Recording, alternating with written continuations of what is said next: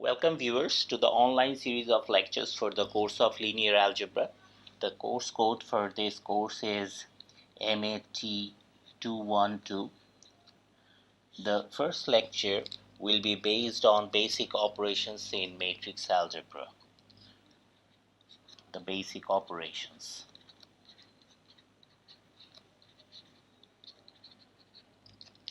So an M times N matrix is an arrangement of arrays like this.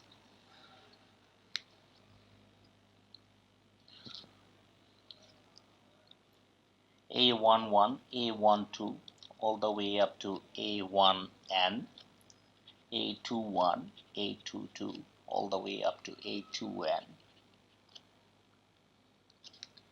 AM1, AM2, all the way up to AMN. As you can see here, that in this arrangement there are M rows. These are the rows. This is the first row. This is the second row. This is the mth row. And there are n columns. So this is the first column. This is the second column. And this is the nth column.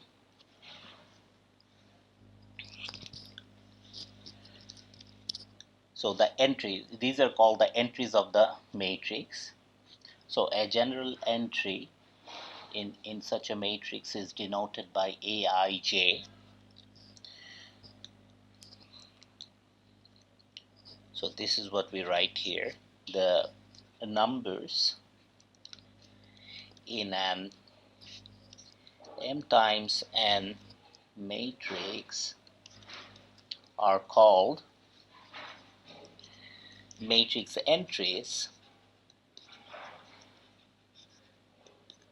so that this is an entry, this is also an entry,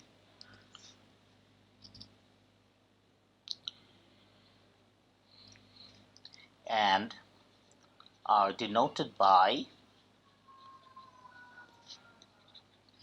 Aij with I varying between 1 and m, the endpoints included, and j varies between 1 and n. Okay, j is called the column index and I is called the row index. I is the row index and j is the column index. Okay,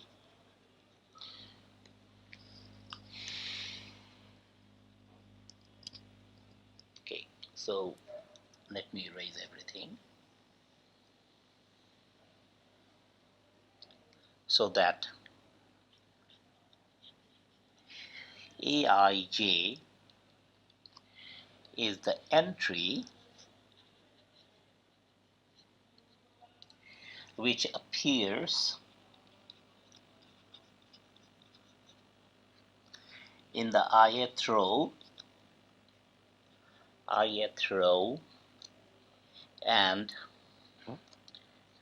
jth column of the underlying matrix. Jth column of the matrix. Okay. So here is the matrix.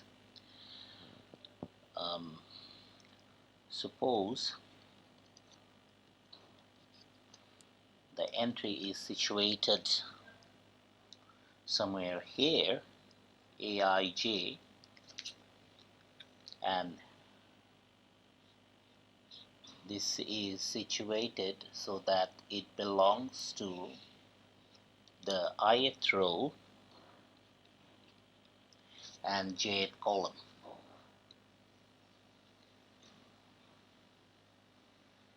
Okay, so from 1, 2, 3 all the way up to jth column you go, and 1, 2, 3 all the way up to ith row you go, and the intersection of the ith row and j column will give you the position of the entry aij.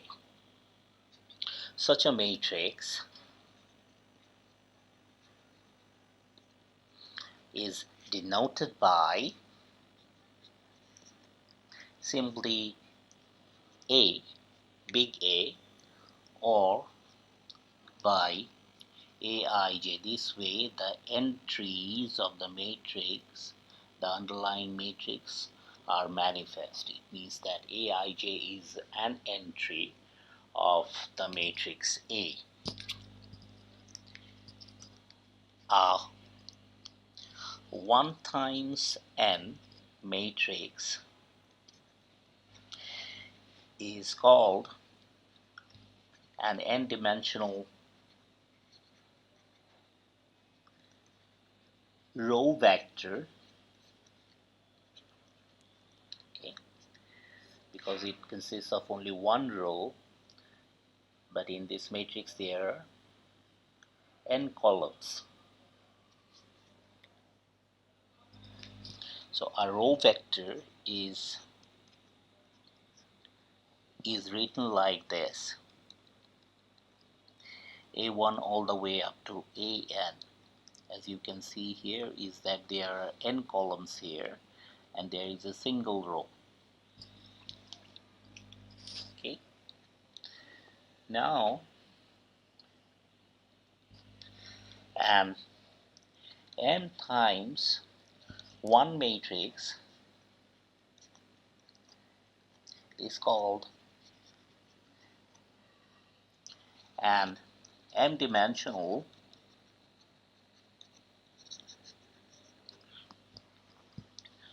column vector.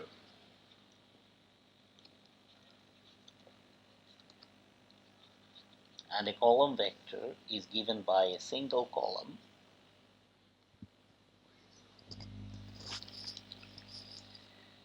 b1 all the way up to bn. You can immediately see here that there are m rows here and one column in the matrix B. Okay, now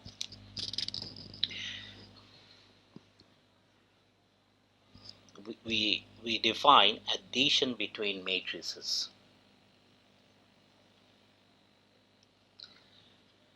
Addition of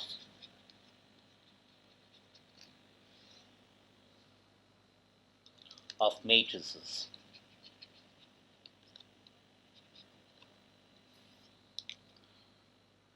So two matrices can be added to each other if they are of the same size.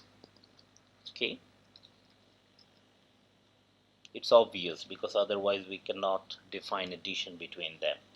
So a matrix denoted by aij and another matrix denoted by bij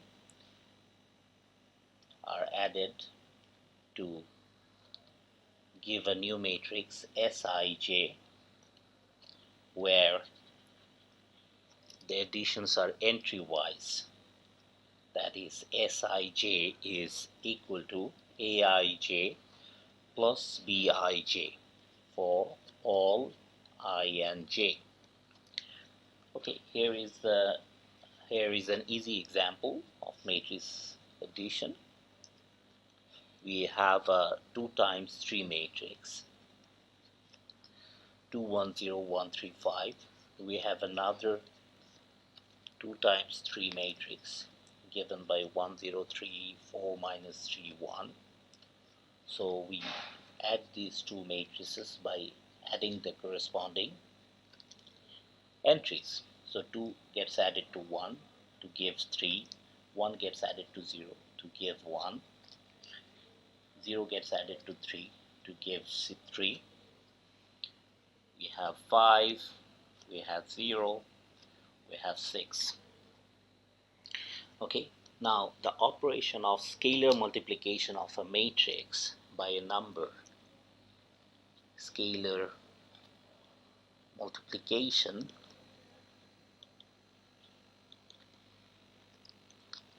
of a matrix by a number.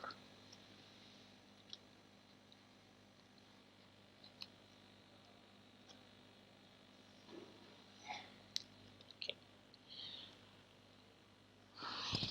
This is given by C times a matrix Aij is equal to a new matrix Bij, where the entries of this new matrix are given by Caij for all ij. For example, we have this 3 times 2 matrix 0 1 2 3 2 1, and we are multiplying this 3 times 2 matrix by a scalar 2, a number, to get the new matrix by multiplying each of these entries by 2. So we have 0 here, 2 gets multiplied to 1, 2 gets multiplied with 1 to result in 2. Similarly, we have 2 times 2 here, 4. We have 2 times 3 here, 6. Then we have 2 times 2 here, 4. Then we have 2 times 1 to give 2. The numbers are referred to as scalars. This is a scalar, whereas this is a matrix. Numbers are referred to as scalars. Okay, good. Now the most important operation, which is a bit tricky, is called matrix multiplication.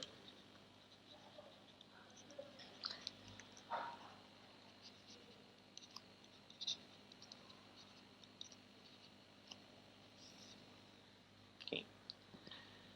So it is important to note here is that not a matrix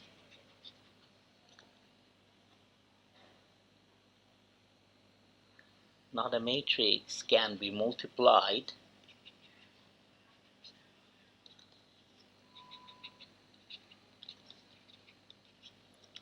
with any other matrix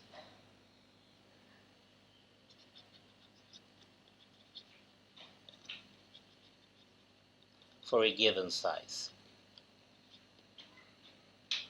What I mean here is that if I am given a 2 times 1 matrix and I want to multiply it with a 7 times 9 matrix, I won't be able to do so. So the matrices under this operation must be compatible with each other with respect to multiplication.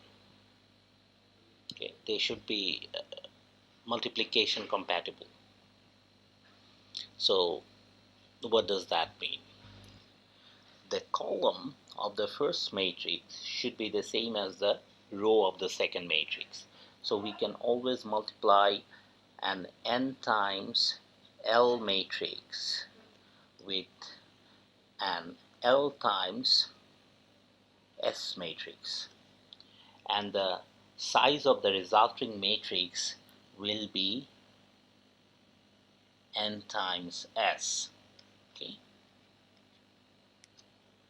In terms of sizes, these equalities hold in terms of this equality holds in terms of sizes of the corresponding matrices. Okay.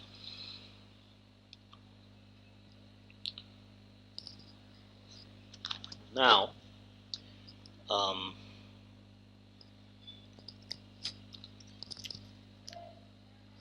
suppose A is this matrix Aij and B is another matrix Bij. Here I runs between 1 and n, and the integer j runs between 1 and n. Okay, so this row index runs between 1 and m, and the column index runs between 1 and n. Okay, so the size, which means that the size of this matrix A is m times n. Okay. Similarly, for B, I runs between 1 and n, and j runs between 1 and l, so that the size of this second matrix is n times l. So like I said before about the compatibility of matrix multiplication, we see that A can be multiplied with B, since the uh, the the column number for A is n, and the row number for B is n as well. So A times B will be a new matrix called Cij, where Cij is equal to the sum of the following products: Aik, Bkj, and k runs from 1 to n. Okay, so these are the entries of this new matrix Cij. So this is the size of the first matrix, this is the size of the second matrix, so n times l. So the size of the resulting matrix should be m times l. So here I should vary between 1 and m, and j is supposed to vary between 1 and l.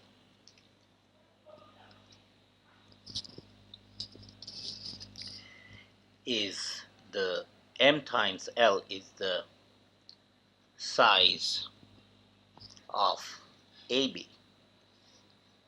Okay, so now I give you an example of matrix multiplication. Suppose I have a 2 times 3 matrix given by 0, minus 1, 2, 3, 4, minus 6. In order to have a well-defined matrix multiplication, we should have the later matrix to have 3 rows, right? Because the first matrix has 3 columns. Suppose we have this 3 times 2 matrix, 1, 2, minus 1, 3, 4, 2.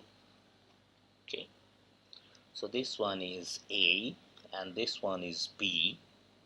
Okay, the size of this first matrix is 2 times 3, and the size of this second matrix is 3 times 2. So the resulting matrix will be of size 2 times 2. Okay, so the resulting matrix we call is just A times B, which we call Cij, and this will be a 2 times 2 matrix,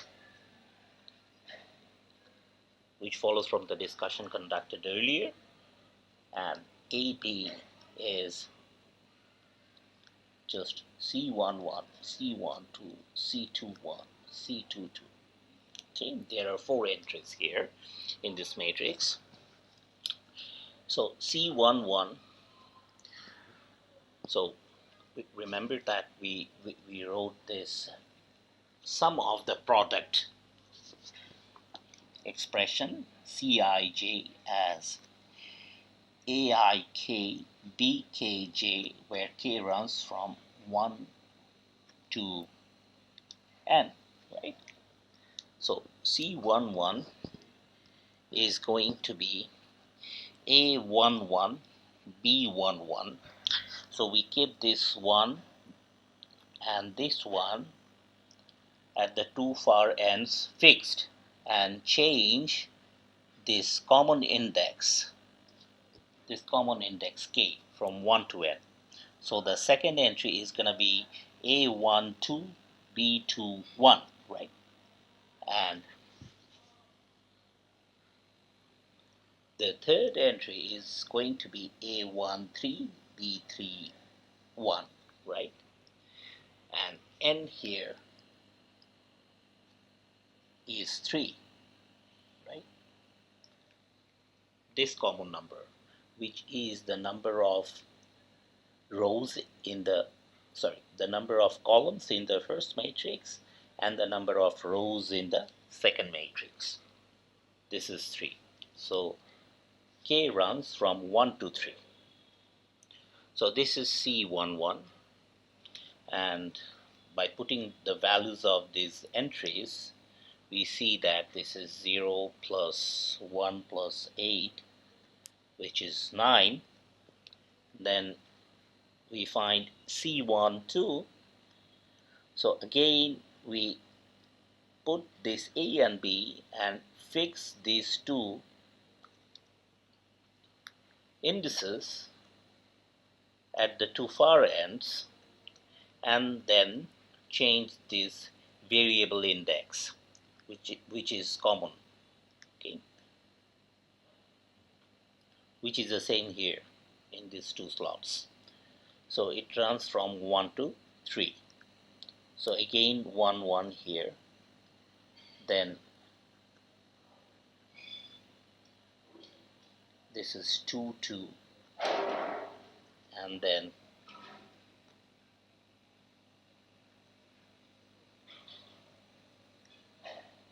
this is 3 3, okay. So we have A11 is 0 and B12 is 2, A12 is minus 1, and B22 is 3. When you multiply one with the other, you get minus 3. And finally you have A13, which is 2, and that gets multiplied with this 2, which is B32, right? So the final result is minus 3 plus 4, which is 1, okay? Alright, so now similarly we can find C21,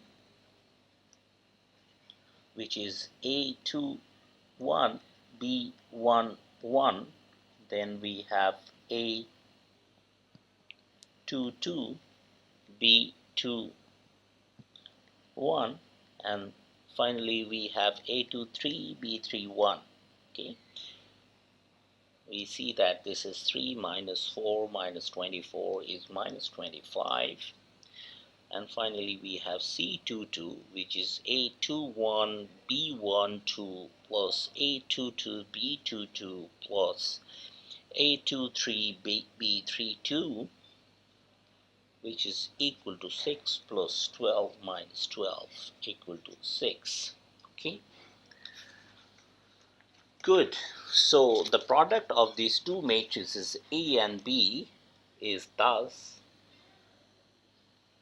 going to be a 2 times 2 matrix, which is 9 1 minus 25 6, okay. All right, we stop here. We end the first segment here. Thank you for attending the first segment of the first lecture for the course of linear algebra.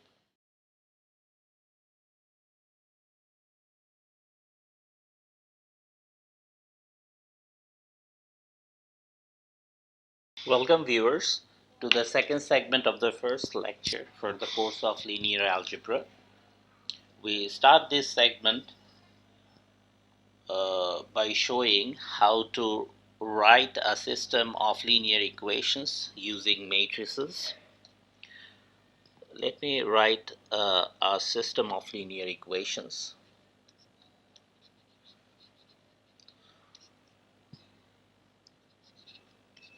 We focus on the following system of linear equations. A11 x1 plus A12 x2 all the way up to A1n xn. Okay, this is the first equation. We set it to b1. Okay, so there are n unknowns, x1, x2 all the way up to xn. These are the unknowns.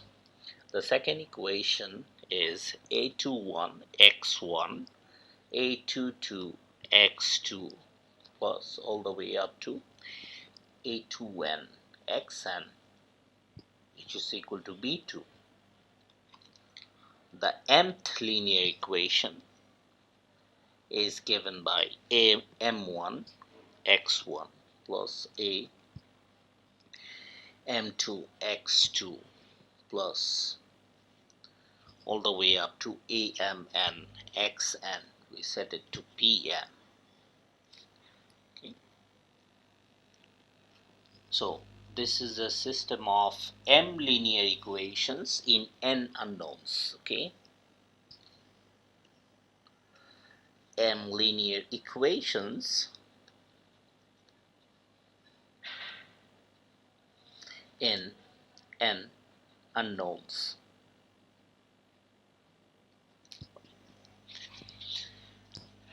And this system can be expressed in matrix notations, can be expressed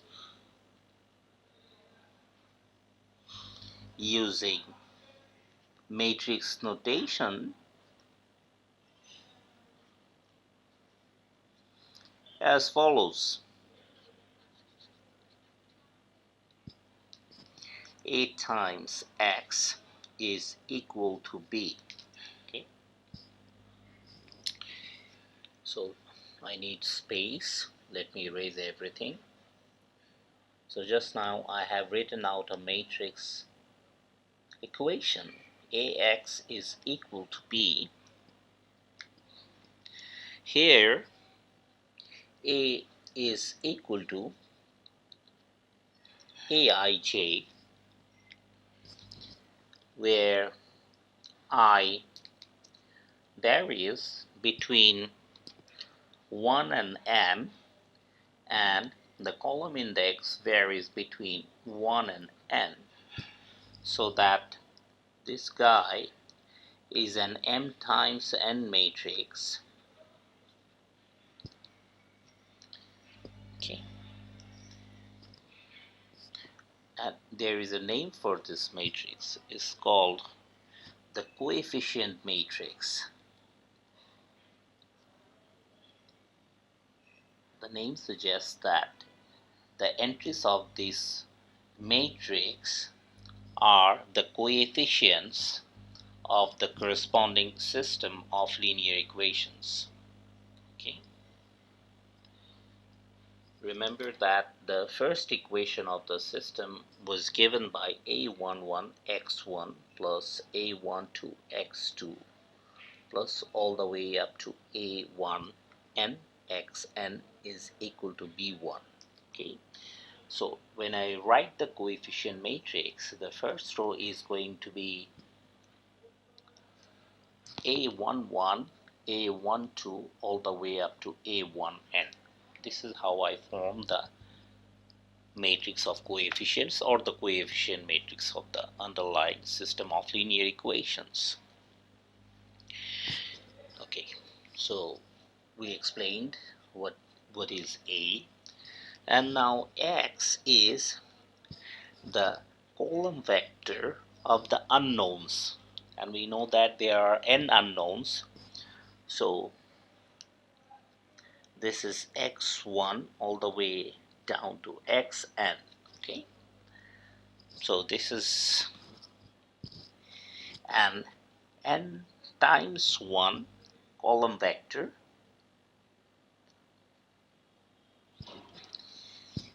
and B is a matrix of the corresponding constants appearing on the right side of the system of linear equations. So there are m rows in this column vector, b1 all the way up to bm, because there are exactly m constants there, right, associated with the m equations of the system, right, is an m times 1 column vector. Okay, it makes sense because the size of A is m times n, the size of x is n times 1, so we expect a matrix of size m times 1 out of this multiplication, and B is exactly the size of m times 1. So it is a well-defined matrix equation, right? Good. We give an example how we write system of linear equations using matrices. For example, the following system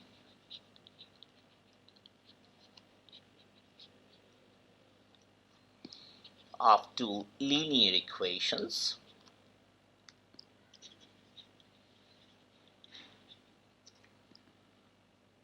in three unknowns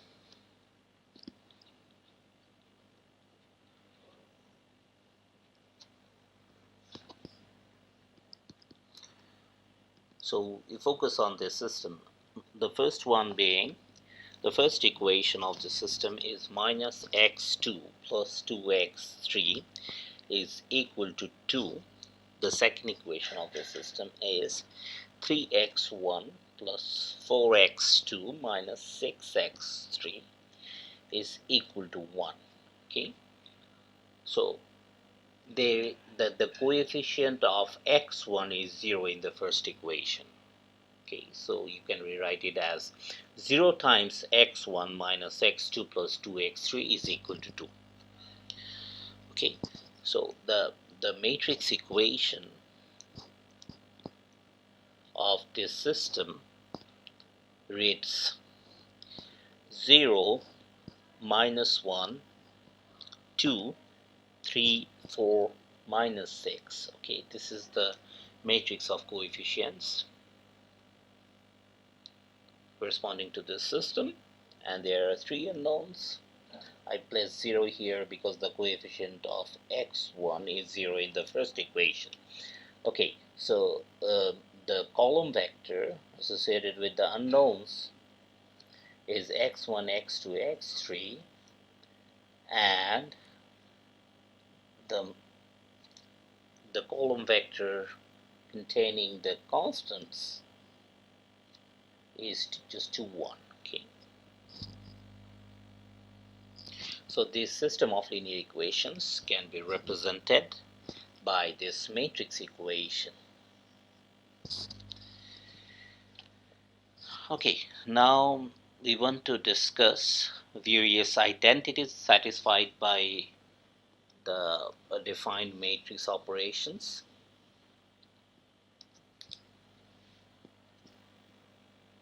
Various identities satisfied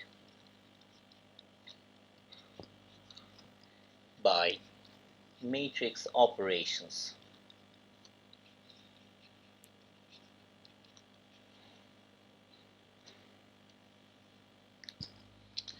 Okay, So the first one is distributive laws. Distributive laws. Okay. A times B plus B prime is going to be A times B plus, sorry, A times B prime, and A plus A prime times B is equal to AB plus A prime B. Let us number this matrix equation as 1. And the associative law.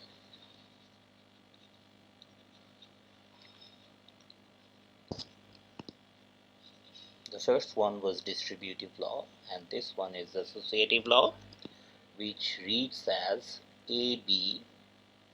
First you multiply A with B and you get a matrix, and you multiply the resulting matrix with C. Okay, and that has to be equal to A times the matrix that you get after multiplying B with C. Okay, this is what we call this is what we number by 2. Okay, two very important laws associated with matrix operations, and these laws will hold as long as the matrices involved are of suitable sizes so that the products are defined. Okay, see that there are addition of these two matrices here, so they have to be of the same size. There are multiplication of matrices here. Okay, so the column number of A should match with the row number of B. They have to be the same.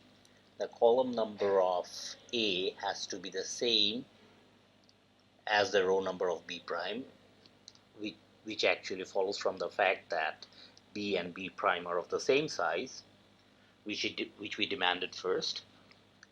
Similarly here, A and A prime have to be of the same size, and the column number of A or A prime has to be the same as the row number of B.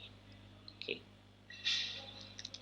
Same things hold here, like the column number of A has to be the same as the row number of B, and the column number of B has to be the same as the row number of C, so that the associative law makes sense. Okay, good. Now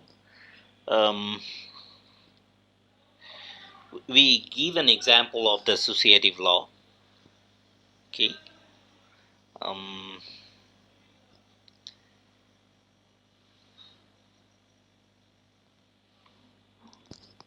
for example,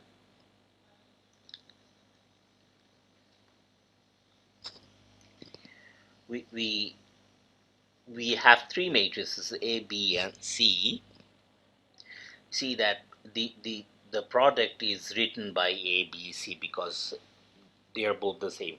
The same thing that we finally have is denoted by A, B, C, or you can write separately, like A is equal to this matrix, this 2 times 1 matrix 1 2. B is 1 0 1, this row vector which has 3 columns 1 0 1, and finally you have a 3 times 2 matrix 2 0 1 1 0 1. Okay, so first we compute A times B times C. Okay, we first multiply A with B and then multiply the resulting matrix with C. Okay, so when we multiply A with B, see that this is of size 2 times 1 and this is of size 1 times 3. So A times B is expected to be a matrix of size 2 times 3, right?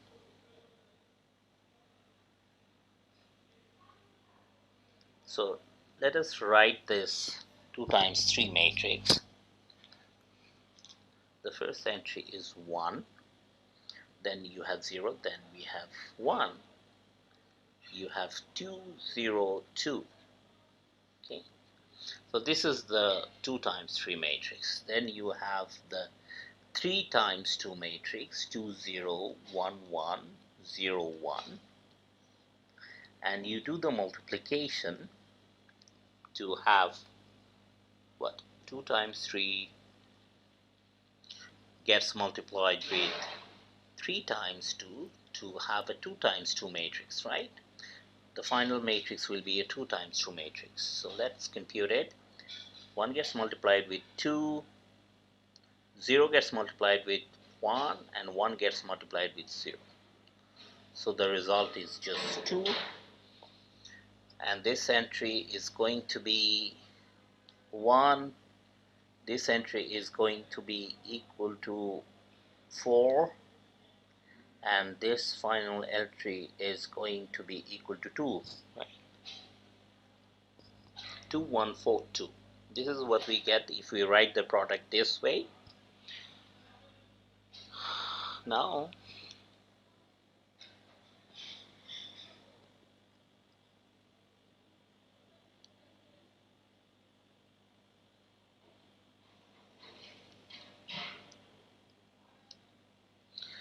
we are going to write the product in the other order, right? A times B times C. We multiply these two matrices first.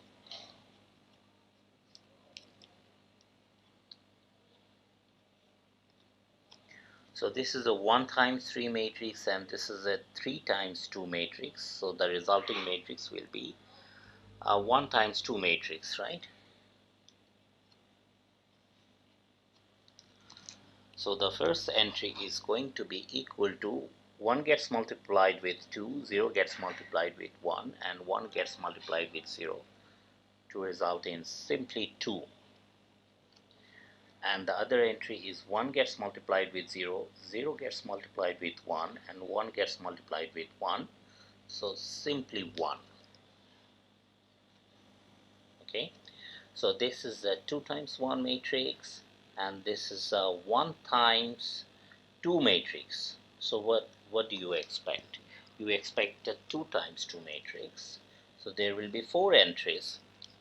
So the first entry is going to be 2 here, then you have 1 here, 1 gets multiplied with 1 and to result in 1, then you have 4, and finally you have 2. You get that this matrix is the same as this matrix, which verifies that the associative law holds. Okay, good. Now scalar multiplication. So scalar multiplication should be is compatible with matrix multiplication. What do I mean by that? Let me erase everything here. Scalar multiplication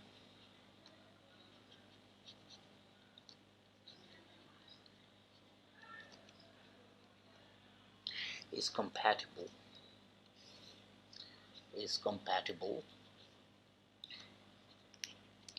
with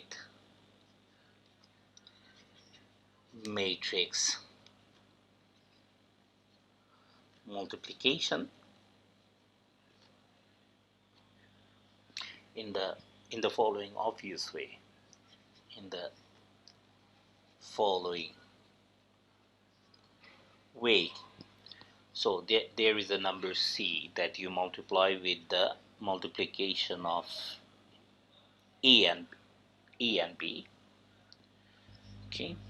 it is the same as having CA multiplied with B, which is again the same as A multiplied with CB, okay, where C is just a number.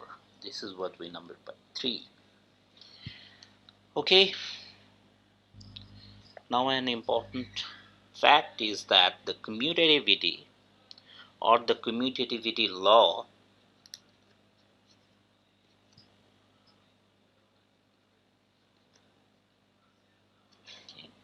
so the commutativity law means if you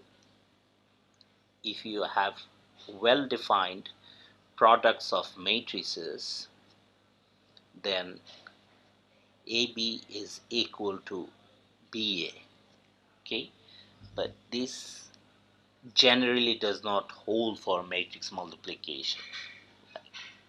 So this commutativity law does not hold in general for matrix multiplication.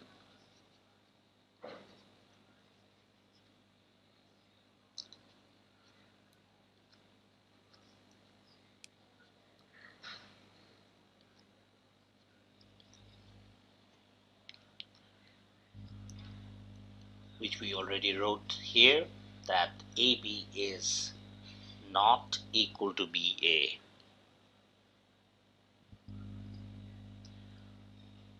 And you see that if A times B and B times A are both defined as long as the size of A is m times n,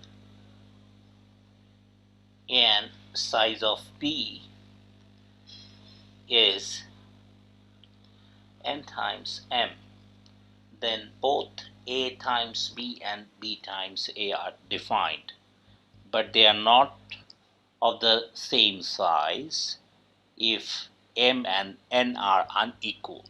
Okay, so there is no question of equality of these two matrices. Okay, because they are not even of the same size, we cannot talk about their equality. So they are of the same size if and only if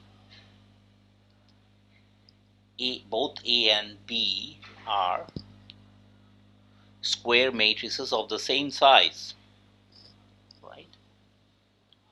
Like A is of size n times n, so is B, so that A times B is size n times n, and also B times A is of size n times n. Even then we cannot talk about their equality. This is the thing. Matrix multiplication is non-commutative. Okay. Alright, so 0 sub m times n denotes a zero matrix. By zero matrix we mean that all the entries of this matrix are 0. Okay, and the size of this matrix is m times n. Okay, a zero matrix of size m times n. Okay, good. Now a square matrix is a matrix of the row number same as the column number. Okay, in other words, the row number and the column number are the same for a square matrix. Okay,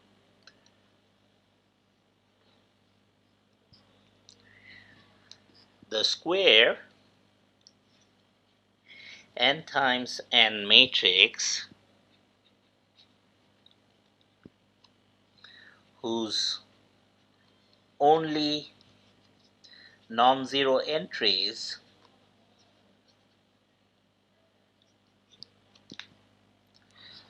are 1, in each diagonal position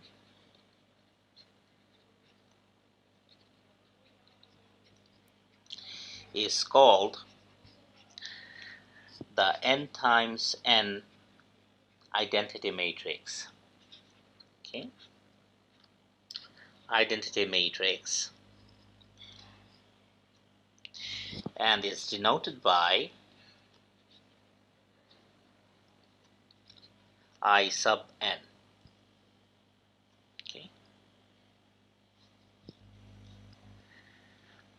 Okay.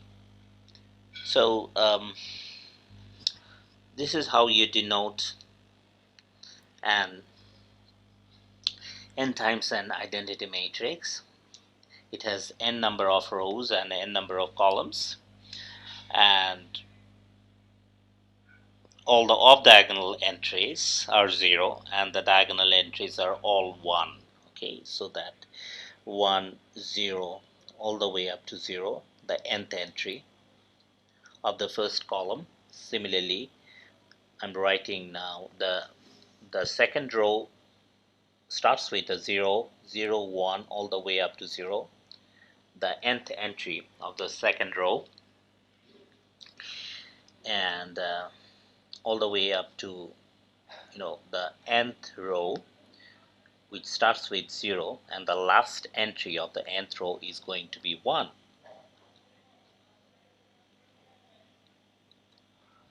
Okay, and you should be able to check that if E is an m times n matrix, then the following holds: I sub m times a. You see that this is well defined, since I sub m is of size m times m and a is of size m times n. Okay, and this is going to be the same as a, which is of course of size m times n. Okay, and a times I sub n is going to be a as well. Okay,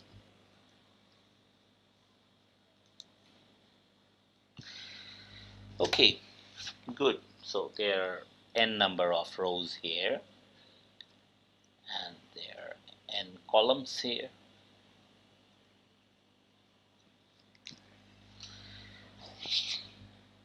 Okay, good. Let me erase everything.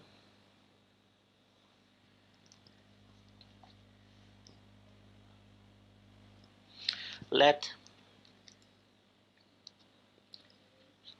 A be a square matrix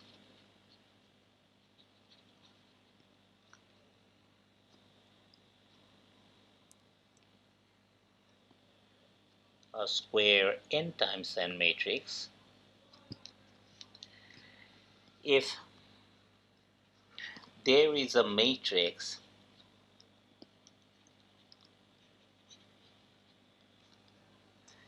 B such that AB is equal to I sub n and BA is equal to I sub n. It will only make sense if B is of the same size, right? So I did not bother to write it. You should be able to understand it from the context. Then, if this is the case, then B is called the inverse of A and is denoted by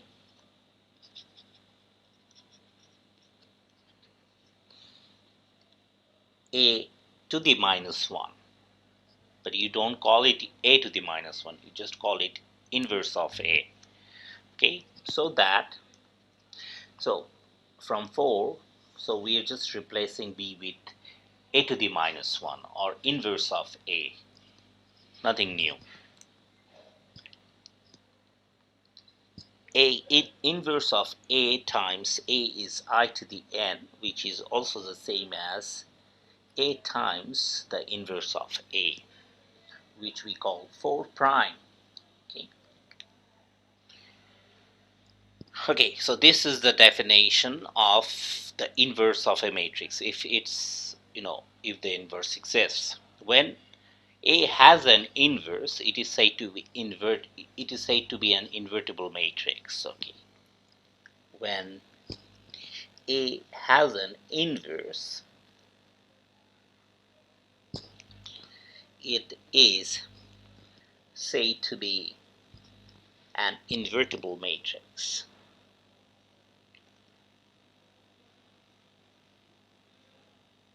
Okay, good. So let me give you an example.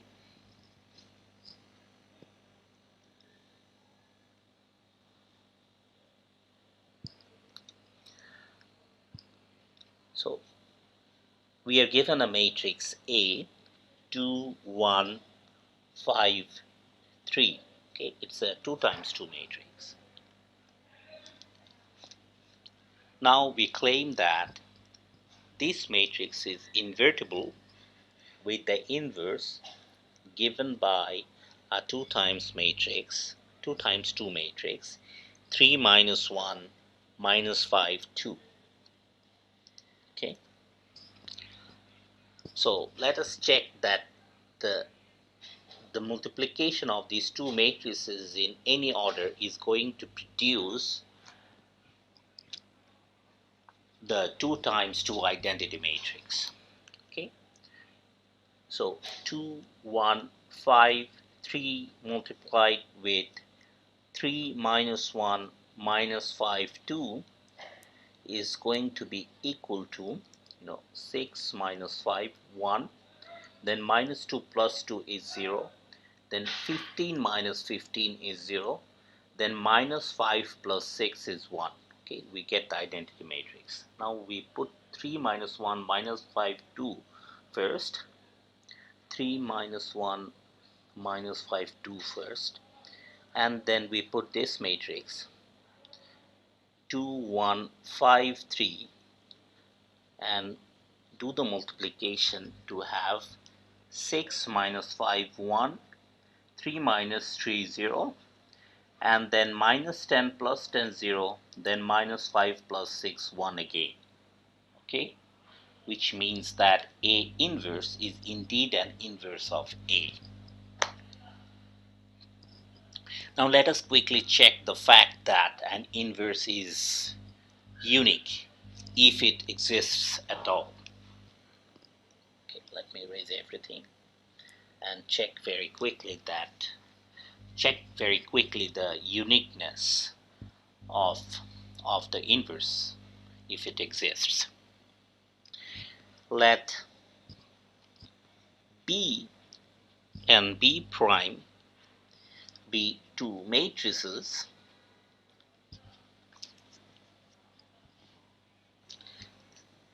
satisfying 4. Since I erased it, let me write 4. AB is equal to I sub n and BA is equal to I sub n, which was the definition of the inverse of a matrix, right? This was 4. So let us assume that there are two matrices B and B prime satisfying this equation. Okay, so we use this part of this equation 4, for B, so that we have AB is equal to I sub n. We don't use this part for B. Okay, and this part for B prime. Okay, B prime A is equal to I sub n. This is our equation number 5. Okay, now the associativity law, remember that A times B times C is the same as A times B times C. Okay, So by using this associativity law, one obtains that B prime times AB by using this law is going to be equal to B primes A, and then multiply the resulting matrix with B. But B prime A is equal to what? I sub n, right? According to 5. And here A times B is I sub n according to 5 as well. So this is B prime times I sub n, okay, which means that B prime has to be equal to B, which proves the uniqueness of the inverse. Okay, good. Now we take a break here. Thank you for attending the second segment of the first lecture for the course of linear algebra.